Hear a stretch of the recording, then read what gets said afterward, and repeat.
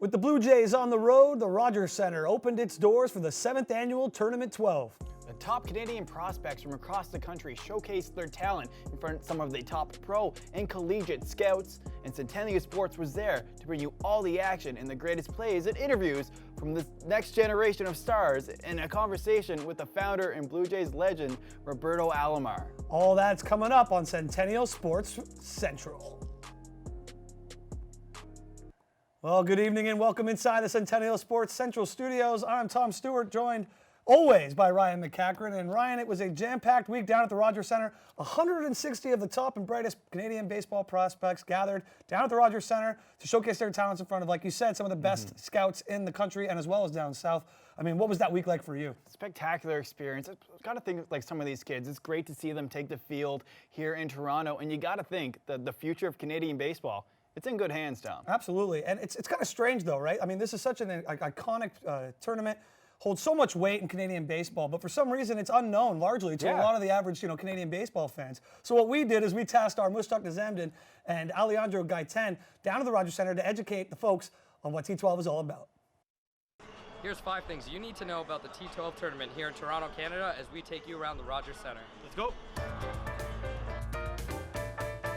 2019 marks a new format for the T12 tournament, where the rosters haven't been based on regional teams anymore.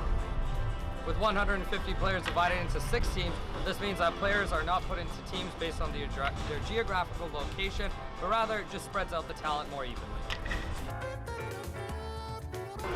Since 2013, 69 players have been drafted by MLB organizations. That's pretty good. And more than 300, they got scholarships to keep playing baseball while they study. Like you said, this T12 tournament is clearly working. 3 players have made it to the big show, including Josh Naylor, Abraham Toro, and Mike Soroka of the Atlanta Braves.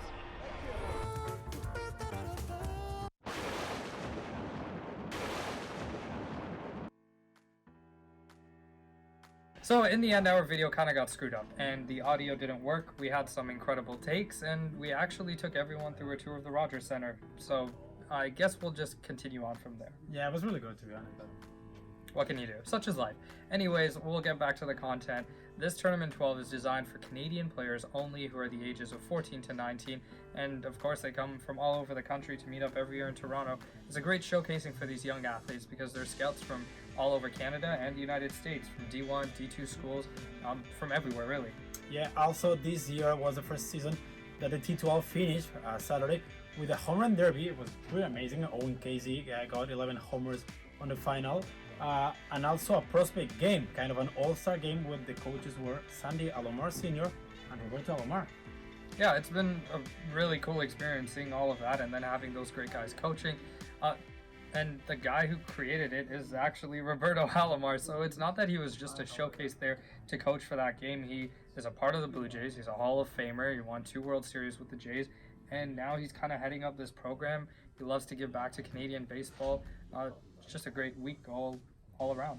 Yeah, we should go next season. I'm definitely going to go next season because as much as I'm not super into baseball, I think I'm into baseball now. And we're going to fix the camera for next season. We definitely will make sure the audio is perfect for next season, and maybe we'll bring another 5 things to watch. Yep. All right, sounds good. Thank you. And now for some Day 2 action at T12. The second match of the day, we have Green versus Maroon. Bottom 2, Green already up 4-zip when Max Grant hits a line drive over the second baseman. Kieran Pook would score from second to make it 5-0 for Green. The struggles will continue early on for Maroon as Josh Niles tries to throw Grant on his way to second but misses the throw. Grant would score later in the inning, pushing the lead to 6. The bats weren't much better for Maroon as Benjamin Adams catches Zach Laurie swinging to end the inning, as we see here. Top 3 now, Maroon center fielder David Calabrese unloads a hit to the wall in right field, makes his way all the way to third base. He would score a little later to inch his team just a little bit closer. A comeback starting for Green? Well, the next batter after Green scored another run, Yosuke Fuji grounds to center field. Josh Niles scores from second to make it 7-2. The next inning, Calabrese, as he steps back up to the dish, back at it again, smacks one to left field, bringing it home 2. But Calabrese missing first bag on the play, bringing all those runs back, no count. Score remains 7-2. The struggles continued for Maroon later, as we see The confusion at second base after missing first bag, but struggles continue for Maroon as Austin Gum hit by a pitch, and as he takes his bag here, he's been deadly on the base pads after already stealing second. Gum off on the pitch, and as we see the slide here in safely to third, steals the bag, and next batter, his teammate smacks a double to third base line, bringing Gum in to extend the lead even further for Green. Now we move to the bottom of the inning. Maroons hope for a comeback looking slim at best. We have Ben Columbus stepping up to the dish. He lines out to first base, and the fielder tries to make a play the second. The runner beats out the throw, and everyone is safe on the play, bases loaded. Next batter walks to bring home the run for Maroon to make it 8-3. With bases still loaded, Nick Ravel grounds out down the middle. It's picked off by the second baseman, leading to the inning-ending double play, securing the win for Team Green. Green goes on to take the game officially by a score of 8-3. Yeah, well, we've seen a little bit of highlights there from day 2 action, but let's see how it all kind of sorted itself out here. Obviously, the two standouts were the undefeated orange side and the winless black side, but outside of those two outliers, it was a very competitive tournament for the remaining 4 teams. Each team finishing just one win within each other there. That was really close. And like you said, Tom, a lot of games, a lot of interesting talent, but is there any game that really stuck out for you over the week? Yeah, I think that 8-8 tie between Red and Green on Wednesday night was my game of the week. It was back and forth contest from the start. 8 runs were scored in the 4th inning alone, and it also featured 2 of our top 3 selections for player of the tournament. So let's get that begin with Team Green and their superstar shortstop, Austin Gum.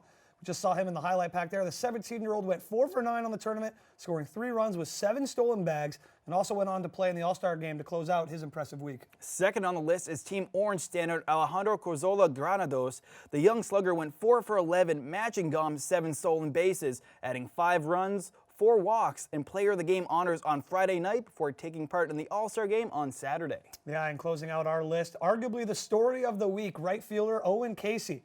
Not only did he go 4 for 10 in his 4 games played, he also collected 2 stolen bases, scored 5 runs, and was the victor of the home run derby on the final day there, smashing 11 home runs to secure the honors. And from our selection to the official tournament selections, Tom, player of the week, brother of Austin, Tyson Gum, took home the 2019 honors. The Ontario Terrier went 6 for 9 over the week with 3 RBI. Centennial Sports' Karen Sani caught up with the award winner, Mr. Gum. T12 tournament being wrapped up here, the final action being the prospects game. I'm here joined by Tyson Gom, who is the MVP of the tournament. So Tyson, at 16 years of age, you won the MVP of the tournament as being your debut tournament. How is the feeling of winning the trophy right now? Yeah, it's pretty awesome. I came here just trying to play hard and came out with this. So. Hey guys, I'm here with TJ. T12 tournament being wrapped up here, the final action being the prospects game. I'm here joined by Tyson Gom, who is the MVP of the tournament. So Tyson, at 16 years of age, you won the MVP of the tournament as being your debut tournament. How is the feeling of winning the trophy right now? Yeah, it's pretty awesome. I came here just trying to play hard and came out with this, so yeah, it's pretty good. And coming into the tournament, you might have had some expectations of how the tournament's going to go. Did you at any point expect to win the MVP of the tournament? I wasn't really just thinking of that. I was just trying to go out and just play my game, show the scouts what I could do, and yeah. And playing in front of Jay's alumni like Roberto Alomar, how has that been like? Yeah, it was pretty awesome sitting over there with them, talking to them about baseball and stuff. So yeah, it's pretty awesome. And then also playing in an MLB arena, the Rogers Center. Have you gotten used to the feeling of that, or is it still sinking in? Yeah, it's still kind of sinking in. It's probably the coolest part about this, I'd say. Yeah, it's pretty awesome. And what are your future goals and expectations? Are you coming back for the next T12 tournament? Yeah, definitely. I'm going to come back for that. Yeah. All right, congratulations on your MVP of the tournament award. Thank you very much for your time. Well, there are a ton of big names that are associated with T12. Obviously, Commissioner Roberto Alomar and former Blue Jays like Frank Catalanato and Shannon Stewart. But the man responsible for organizing the annual showcase is T.J. Burton. The Ottawa native spent 9 years in the minor leagues with Cleveland and Houston, and as he told our Mushtaq Nizamdin, his passion is developing young Canadian talent. Hey guys, I'm here with TJ, the coordinator, the mastermind behind this whole T12 weekend. It's the last day. We just finished the home run derby. It's going to be the All-Star game. How's this week been for you it's been great. I think the most important things is the kids have had fun. They've competed well. And even if there's been failure or there's been successes, I think they've all handled themselves great. They've had a lot of fun. A lot of kids have opened some eyes, and that's the whole idea. It's been quite a few years of this tournament. It's obviously gained prestige as it's gone along.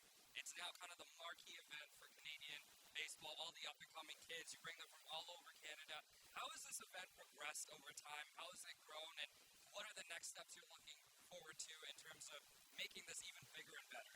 I think it's just progressed. I think it's just got better year over year, and I think the talent is growing, which makes it better. And, every day when we wake up and we start thinking about next year and talking about T12 is how do we make it better? And I think it's a collective effort of a bunch of people, and our goal is to showcase these kids and connect them and show them how great this game can be, and that's what we're here to do, and the kids are having a blast with the home run derby, so it's a lot of fun. How much do you find yourself drawing your experience in the minors with the Texans and some of the other teams you are with, helping you, coach and organize these programs for these kids? I think it's more just being a Canadian and knowing what that means and representing my country and just the Canadian baseball world is a family, and it's like these kids are entering the family now, and your obligation when you're Canadian is to give back however you can, and that's all I try to do. And I got a great team here, and that's their goal as well. So and that's the Blue Jays' goal, is to do what we can for these kids. So it's special for them, and it's about them. How great is it to have a guy like Roberto Alomar? This is his stomping ground. We're here in the Rogers Center. He kind of is, the face of this T12 tournament, helping garner attention for it. And like you said, he's really a big proponent of Canadian baseball. He wants to see this game grow in this country. How has he been able to help this cause so far? I mean, Robbie's tremendous from everything we do. He's great. He's really got a passion for T12. I think as a young kid growing up in Puerto Rico, one of the things that he saw and he's kind of talked to me about was there were some kids that just didn't get seen, that should have been seen the right way. So I think that's why he gravitates to this tournament so much, is he wants these Canadians to be seen, and he wants to put whatever efforts he can towards that. And he's genuine, he's sincere, and he's always checking up on kids and always asking about kids from past tournaments, and he genuinely cares. Well, this program seems to be working. There's been several players who've made it to the big show. Of course, this tournament's been a great weekend. TJ, thank you so much for your time. Appreciate it. A unique experience for players, parents, and coaches alike. The T12 tournament would not be the spectacle it is today without Roberto Alomar. My co-host Tom Stewart caught up with the former second baseman at the Rogers Center over the weekend. Tom Stewart inside the Rogers Center, joined by Blue Jays legend, Hall of Famer, and tournament commissioner of the T12 tournament, Roberto Alomar. Roberto, obviously T12 has become a bit of a staple in Canadian baseball, but for the uninitiated, what does this tournament mean, and how did it get its start? Well, the tournament, this is our 7th year, and it's an opportunity for the youth here in Canada to come here and play in front of the scouts of Major League Baseball and college, and hopefully we can fulfill their dreams. Baseball has been really good for myself and for many Canadians, and this is the first step to be seen by them, and hopefully, like I said before, hopefully we can make their dreams come true. Well, it's been some 25 years since you captured your second World Series championship as a member of the Toronto Blue Jays, 10 years earlier than some of the young men who are participating in this tournament now. What is it about player development within Canada and using your position within the game to help these young men that means so much to you? Well, we have to realize that we were young at once, and a lot of the time we don't get the opportunities that we need as young guys. And this is a way where we can help the young guys to come here and play and make the job much easier for the scouts to see these kids. So it's a great developing, it's a great program, and I'm glad I'm part of this program. And lastly, Roberto, what advice would you have for some young Canadians who are looking to take their game to the next level in terms of development, and what role can T12 do or play in assisting them in that pursuit? Well, my advice to them, don't ever give up in your dreams. There's always going to be some ups and downs, and this game's it's not an easy game, but if you want to play the game of baseball and you want to succeed in this game, you have to believe in yourself, believe in your talent, and you have to work hard. A face-to-face interview with Alomar there, Tom. That must have been something. Yeah, no, that was incredible. One of the coolest experiences of my professional life. Like we said earlier in the show, I mean, the privileges that we get being a part of this program getting to be, getting access that not a lot of people do at these sporting events. But I mean, that kind of topped everything. That was next level. I mean, Roberto Alomar is one of the greatest Blue Jays of all time, hands down, objectively speaking. I mean, look at the numbers here. His contributions off the field, I mean, they mirror what he did on the field. 2 World Series titles, an ALCS MVP, 12-time All-Star, 10-time Gold Glove winner, and a 4-time Silver Slugger. He's in the level of excellence. I mean, it doesn't get much bigger than Roberto Alomar in Toronto. And it just made the experience so cool for me. What he's used his position in the game to help elevate and develop other players, it just speaks volumes for the type of guy he is. And that came across a lot, I'm sure you saw in the interview there. And we see a player like that put his work in to develop the talent around him, the future talent. It's great to see. And of course, your highlight, Tom, it was a spectacular week of action with the highlight reel performances night in and night out. Several plays were deserving, but here is the official Centennial Sports Central top 10 plays from the past week. I can't wait. Top 10 plays of the week, baby. Have a little fun here after all that dryness. Hey there, Mac? Let's go. Let's get go. loose, buddy. What's coming in at number 10 here? We'll start off with Jackson Clement of Team Black. He's going to smack a ground ball to the second baseman here. Oh, but where are you going, bud? That's a double play for you, and that's the end of the inning. What a play there by the second baseman. And number 9, Darius Amorer. We have a strong swinging, big, towering right-hander here. Steps up into the dish, and he unleashes. He puts a charge into this one we're about to see here. Ground rule double over the wall. It scores a run at the top of the first for Team Orange on Thursday. It's nice to see some power, and Armour might make an appearance a little later in this highlight. Yeah, I think he might, and see him trot back in a second. Got a little cocky there. May have thought that left the building on its own, but need a little assistance from the warning track. Yeah, maybe a triple if the ball stays in. Maybe. Let's move on to number 8, Aaron Marsh. Speaking of triples, watch this swing from the big left-hander. I can't believe my eyes. Look at the turn on this. Boom, see ya. Sails over the right fielder's head.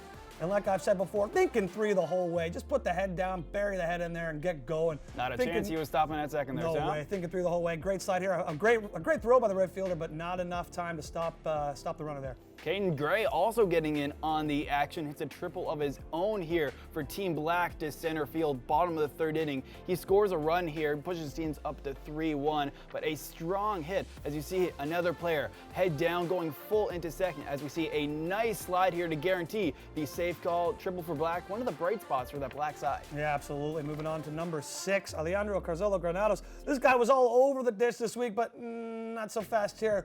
A little turn him up there, double play. Oh, you got to be better than that on the pads, baby. That's an easy out. Number 5, Arlen Peters comes in. He's at first base. This highlight isn't really of him as he is gunned down, attempting to steal second. What a throw by the catcher. Not the most graceful of slides, but he's out nonetheless. And on to number 4, Darius Armé makes a diving catch in right field. Take a look at this, Mac. It's the play so nice, we're going to play it twice. Reach out and touch me. We get that in slow-mo? Oh, there's a slow-mo. No problem there. That's an easy out for the right fielder. Unbelievable job there. And number 3, Mason Doobie at bat for Navy here against Maroon on Thursday. He's going to ground a second here. Josh Niles, who makes the nice spinning throw, gets the runner at first here. What a play. Great defense from these young kids. Unbelievable. It's going to number 2. Brody Alexander hits a single into right field. But that's not the highlight. I want you to take a look at this slide here. Shapiro, Caden Shapiro. Oh, name sounds familiar. Oh, look at that slide. Again, in slow motion. The play's so nice. We showed it twice. Look at the hand. Look at the vision. He sees where the catcher is, gets his hand away from the sliding or the sweeping hand there at the catcher. Amazing slide at home plate. And number 1, taking home the honors, Tanner Ullman lines out to the 3rd baseman, Wilson Camacho Soto. What a reach for that one. And with this wrapping up, we have a quick throw for you and Alejandro wrapping up this week's tournament.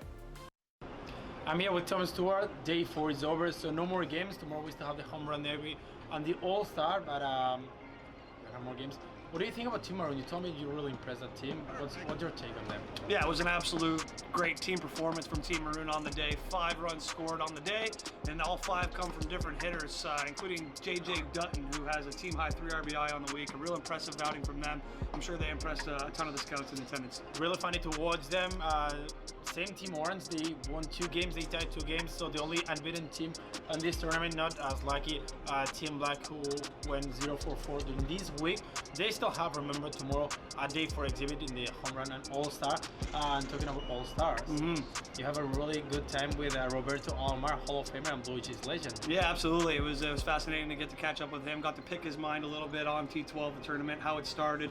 And one of the big takeaways from that interview was just how much he instills his thought process and his work ethic, his mindset to the young kids in attendance. We've seen him after every game, the conclusion of each game, going and talking with all the players. And we've asked a few of those players, you know, what exactly is Roberto saying to you? And they say all the same things. He's telling us it's a tough game, baseball, and if you want to succeed in this game, you got to have work ethic, you got to have self-belief, and you got to work harder than the guy beside you. So I think that was my big takeaways from my interview with Roberto. Exactly. Talking with the kids after the game, the player of the game, always they always seem to be really sure, but they know this is a really big game and it's a really large way until the major leagues.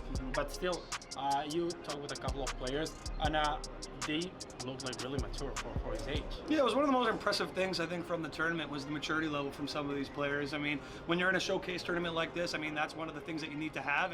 And like you said, the young men that we talked to today definitely displayed that. So, you know, going forward for these guys, I think that's nothing they have to worry about. It's just going to be the skills on the field. And from what we saw this week, I mean, that's definitely on display as well.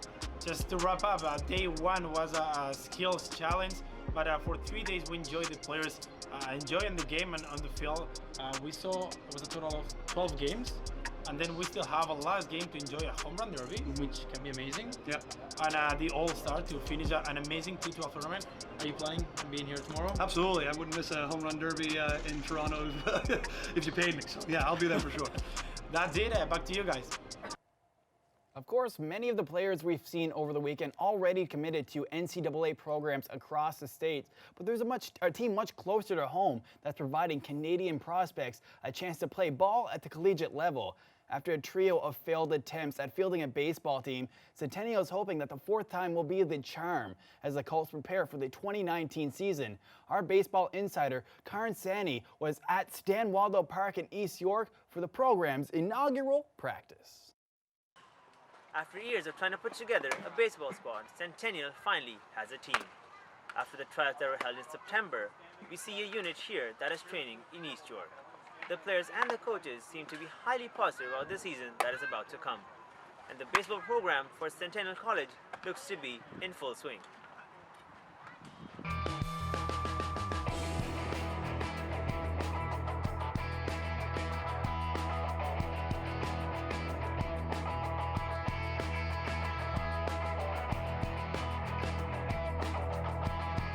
Being a college student representing your school is it's a really good privilege for me. I take pride in it because not a lot of people have this opportunity. So I think it's a time where you should really just work your hardest and represent the logo on your chest and your school and who you played for.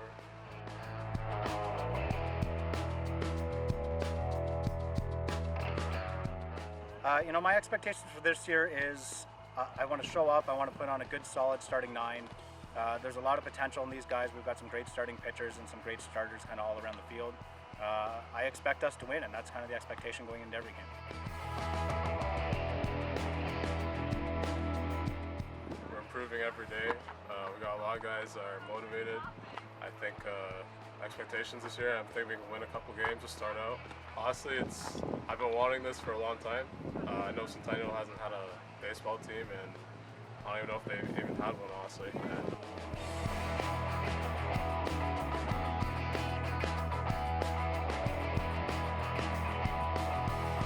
My early impressions of the team are pretty good so far. Everyone's working hard, doing what they can. There's not a whole lot of experience, but everyone's working hard and pitching it together, which is all you can ask for. Well, my first 2 years in it was an experience not a lot of people get to have. I was a pitcher, so I had a lot of stress on my shoulders from playing in big stadiums to playing in little parks. It's just awesome to represent the color on your shirt, not the name on the back. It's an all-around great experience. Being part of this baseball team, you're going to be in the books forever. You're starting the program that wasn't here. I'm throwing the first pitch on Tuesday in Centennial history, and I couldn't be more excited for it.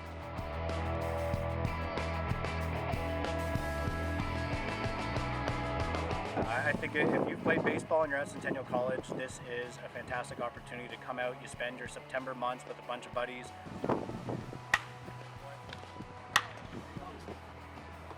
That wraps things up here at Stan Wadlow Park. for the training session of the Centennial College. Although it's the first year of the team, but the coaches and the players are really confident with the squad that they have.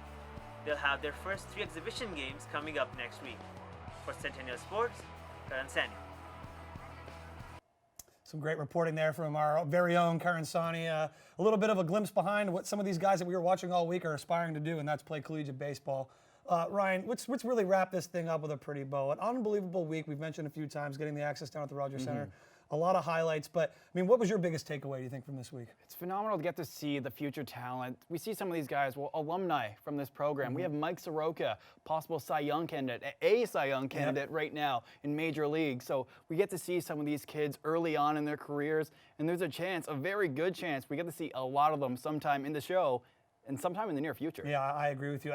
Like we said in that report earlier with Alejandro, I mean, the maturity level of these guys, they're basically already pros. I mean, we were scrumming them after games and stuff, getting some great quotes, some great answers. They got great heads on their shoulders. They work hard, and it's right in front of them, though. You know, they can grasp it, they can feel it. And with guys like Roberto Alomar and TJ Burton around the program, it's poised for success for years to come. I can't wait to see the 8th installment next year. It's going to be fantastic. Well, for all of us here at Centennial Sports Studios, the crew, and everyone on the other side of the room there, on the other side of the glass, rather, I'm Tom Stewart for Ryan MacEachern. We'll see you guys next week.